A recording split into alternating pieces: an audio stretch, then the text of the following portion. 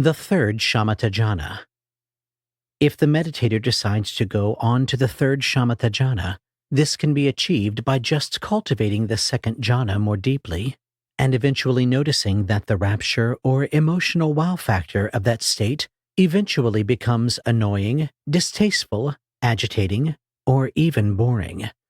More aversive types, such as myself, may notice the downsides of the qualities of bliss and rapture more easily than more desirous types.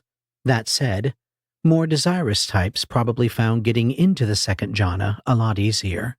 This understanding of the downsides of rapture, as well as the deepening of concentration, causes the mind to want out of the second jhana by inclining to the third jhana, in which the rapture of the second jhana drops away, and what is left is a more cool bodily bliss and equanimity with a more diffuse mindfulness of what is going on.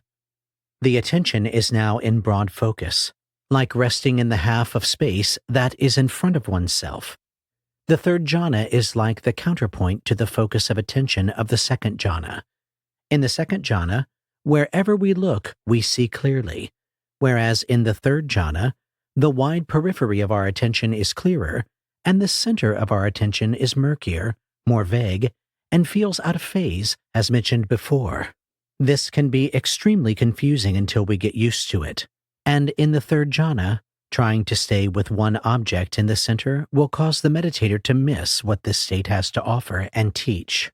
Moving from the second to the third jhana is like going from focusing on the donut hole to focusing on the outer edge of the donut, except that now you are sitting in the center of the donut.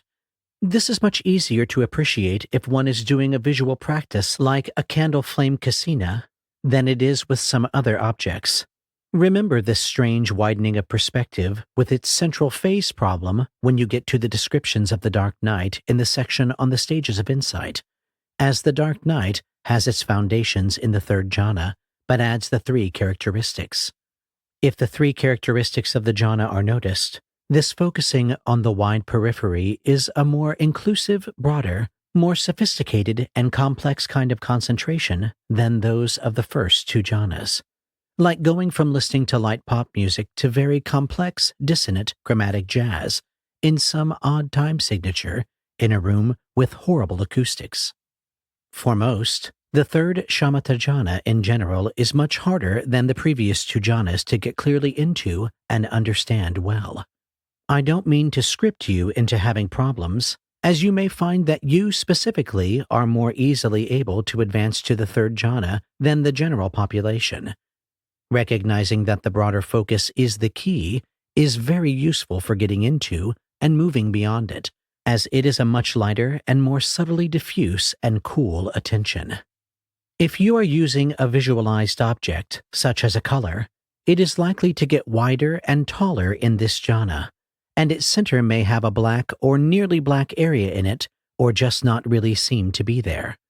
The color is likely to start curling around towards you, such that it may seem to be seen as if on the inside of a half of the surface of a hollow sphere that rests in front of you. Images also are likely to have more three-dimensional aspects to them in the third jhana, particularly as it deepens. Repeating patterns of some of the elements of images in the third jhana are common, sometimes to hundreds or thousands of copies. Seeing hundreds of gently swirling lines of pale blue light, that's a third jhana sort of thing to see when visualizing. If you are using a mantra, it can split into various strange, seemingly out-of-phase voices with rich, distinct harmonics and get very wide in the stereo field, or it may seem to be there and not be there in an out-of-phase way that appears to be less clear than in the second jhana, during which it was more likely to have been strong, steady, and automatic, the classic second jhana characteristics. If you are using the breath, it can feel very cool, subtle, wide, and more ghostly or ephemeral. The breath may slow down substantially in the third jhana in comparison to the second. The sense that we could drop far down into the breath, like we could drop through the floor with the out-breath and just stay down there somewhere, is common for those using breath as object in the third jhana. Also, The sensations of breathing are more likely to disappear entirely in this jhana than in the previous ones, though that can happen in any of the jhanas, depending on the focus of attention. If you are taking the natural qualities of attention in the jhana themselves as your meditation object, then it can feel like you are far underwater in a place of very out-of-phase stillness. Taking the breadth of attention itself as object is one of my favorite ways to get into this jhana. If you take the cool bliss as object, it can be very healing, tranquilizing, and subtly pleasant. If you take the element of equanimity that begins to develop in this jhana, then deep states of stillness and contentment are possible. While all of the first 4 jhanas may fill the body with their particular distinguishing qualities, happiness and bliss in the first, bliss and happiness in the second, cool bliss and equanimity in the third, neutral equanimity in the fourth, the amount of them that we can notice at any instant varies, with attention much more narrowly focused in the early jhanas and much wider in the later ones. However, that this is going on is not clear to all jhana practitioners. The fact that the body may be full of the jhanic qualities may preclude the fine discriminating awareness that notices how at any instant we can notice only some part of what becomes broader as the jhanas progress. Those with more advanced vipassana-based analytical skills will have an easier time noticing this change in the width of the momentary perception of these seemingly stable states. The third jhana can also be significantly more prone to possessing formless elements than the first 2, such as in the sense of the body falling away, sights falling away, sounds falling away, and other similar disappearances occurring. Later, I will discuss more technical ways to map these various extended aspects of the various jhanas. While these formless elements can occur in any of the jhanas, depending on how well they are developed, the third jhana is where they become more likely, as the third is naturally conducive. That this jhana can have formless elements also increases the potential for it to cause confusion in those who are trying to map their progress, as they can conclude that they are further along than they actually are. Jumping ahead a bit and geeking out, the boundless space subjhana of the third jhana, J3.J5, may superficially resemble the third subjhanic aspect of boundless space, J5.J3, but it is not the same thing. This is true for other similar permutations of formed and formless jhanas and subjhanas. In its pure and simple breadth, profound but diffuse and subtle clarity, balance, contentment, and a subtler bliss, the third Shamatha jhana is even better than the second jhana. It is no wonder that people can easily mistake these jhanic states for enlightenment, as they can seem to fit some imprecise descriptions of what enlightenment might be like. Remember that enlightenment is not a mind state, nor is it dependent on any condition of reality. It does not come and go as these states do. Again, from this state, meditators have a few options. They can, 1. Get stuck, 2. Move on to the fourth jhana, or 3. Investigate this state and begin the progress of insight. This would require careful attention to make sure that all the specific sensations that make up peace, equanimity, subtle bliss, and spaciousness are clearly observed to arise and pass, not satisfy, and not be self or the property of self. These qualities are not easy to let go of. Read, See the True Nature of, or Release so as to move to something else.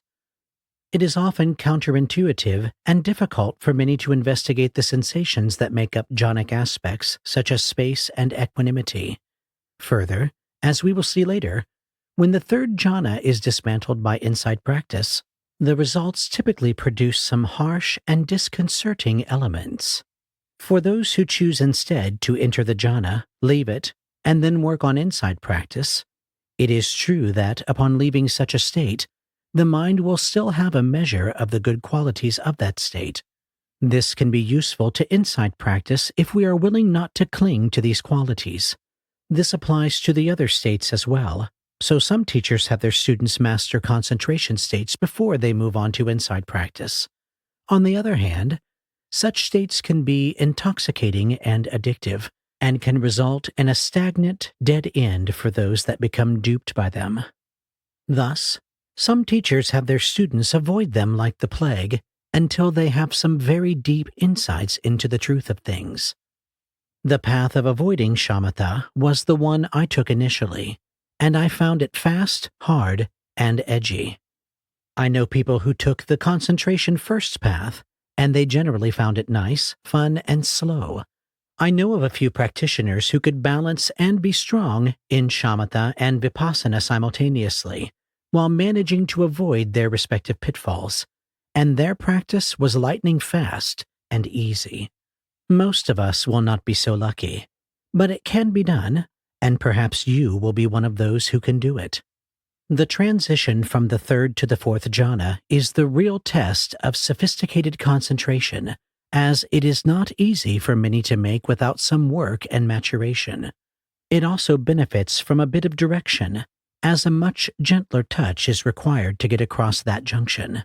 For those who study traditions such as ceremonial magic, that junction is sometimes referred to as the abyss. Regardless of what you call it, that shift is less natural for most. It is harder to see what is happening than for any of the previous transitions between jhanas. Strangely, it may require a bit of what feels daydream-like, or like spacing out, or what otherwise might feel like or be characterized as bad practice, until we get better at it, and even then, there is something of these qualities to the shift from the third to the fourth jhana.